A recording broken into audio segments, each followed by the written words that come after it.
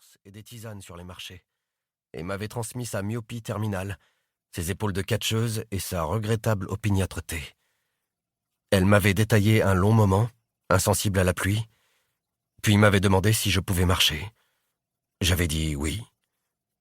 Elle m'avait fait asseoir côté passager, et nous étions revenus au hameau sans rien dire. Au lieu de tourner chez nous, elle avait poussé jusqu'à la ferme du voisin et coupé le contact devant sa porte. « Je t'attends là », avait-elle dit. Les larmes m'étaient montées aux yeux.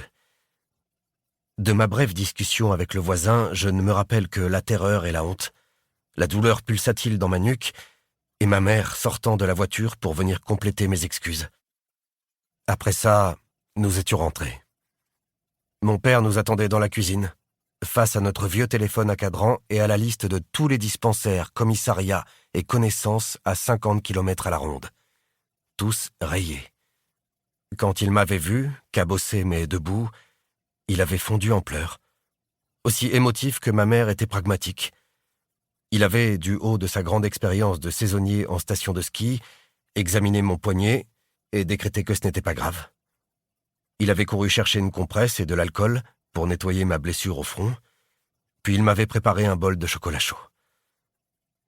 Finalement, le médecin consulté le lendemain nous avait appris que j'avais le poignet cassé, et le voisin avait accepté mes excuses à condition que je travaille à la ferme jusqu'à avoir remboursé sa voiture, ce qui m'avait pris 9 mois de week-end et de vacances, et qui, ramené à un tarif horaire standard, aurait dû lui permettre de se payer une Lamborghini. 30 ans plus tard, tandis que je poussais ma moto au-dessus des 100 km/h à la poursuite d'Audrey, dans cette forêt si semblable à celle de mon adolescence, je repensais au silence de mes parents quand j'avais bu mon chocolat chaud, à ce qu'ils avaient dû ressentir avant de me retrouver. La lumière de mon phare se réverbérait dans les flaques et sur les lames de brouillard, transformant l'écorce des chênes en kaléidoscope mouvant. Je sondais les bas-côtés sans vraiment savoir ce que j'y cherchais. Si, en fait, je savais. Je cherchais le manteau rose qu'elle portait ce soir-là, comme un mirage dans la brume. Il n'y avait plus que son prénom derrière mes lèvres serrées, son manteau dans ma tête, et une peur suffocante dans et tout autour de moi. J'ignore depuis combien de temps je quadrillais mon secteur, le cadran nord de la Grésigne, quand je repérais les traces de freinage. 2 lignes de gomme bien nettes sur le bitume irrégulier, et quelques éclats de plastique, probablement des bouts de pare-choc. Je pilais, larguais la moto en plein milieu de la route et me précipitais vers le bas-côté. Le manteau était là, un pan reposé sur l'herbe mouillée du talus, comme un petit drapeau.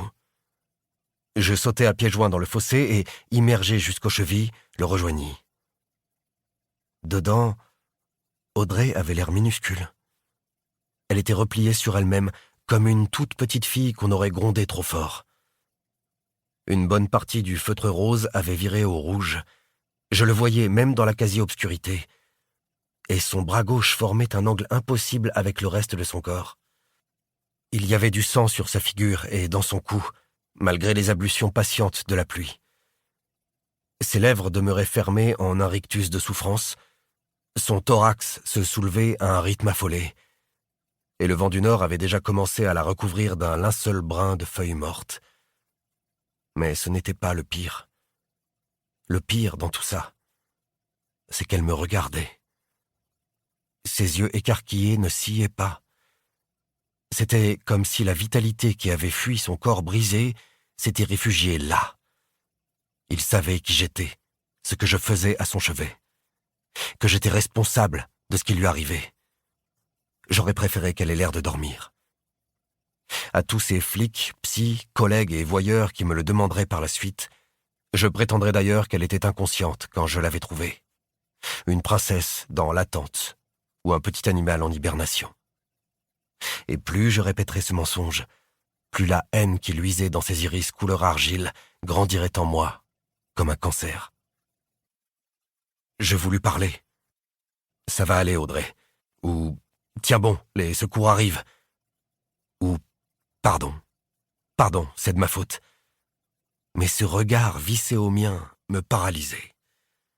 Dans ses yeux anormalement fixes, c'était la mort de l'un de nous deux que je voyais. Pour continuer à écouter ce livre audio gratuitement, cliquez sur le lien dans la description et vous pourrez l'écouter en entier sans frais grâce à l'essai de 30 jours d'Audible.